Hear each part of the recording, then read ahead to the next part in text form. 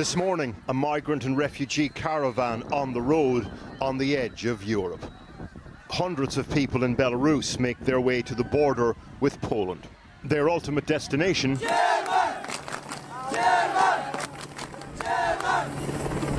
Polish government has said thousands are now gathering close to the border post near Kusnica. A few hours later, with tensions mounting, migrants start collapsing small trees onto the fence. Others, surprisingly well equipped, start cutting the wire with bolt cutters. The Poles have deployed around 12,000 troops to patrol an exclusion zone that runs along the border area. Lithuania, to the north, has proposed a state of emergency and is also deploying extra soldiers to its border with Belarus. This is hybrid information warfare, the culmination of a Belarusian policy to weaponize migrant misery, to punish neighboring countries supporting sanctions against the regime.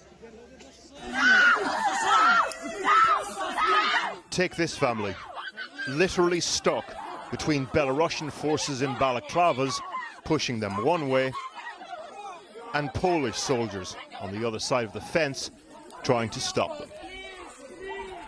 According to Belarusian opposition, as well as wanting to punish neighbouring countries and divide the EU, Lukashenko wants to distract. It is to distract from the situation in Belarus, which still goes through unseen repressions.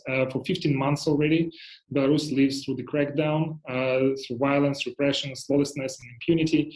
And this crisis allows to distract the attention of the international community from that specific crisis.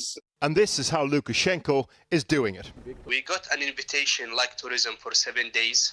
We recently spoke to a Yemeni refugee who'd made the journey through Belarus. He explained that as well as the regime facilitating tourist visas, Belarusian border guards escorted his group to an opening in the fence in the dead of night. They lead us to another way.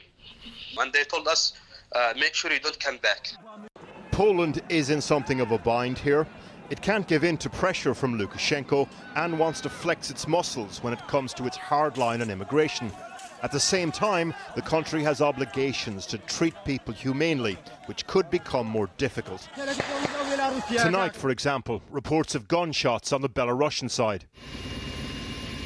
And now, a giant refugee camp forming on the border. In the last few months, 9 people have died in these forests, mainly from hypothermia. The only thing more unforgiving than the politics of immigration, the Belarusian winter.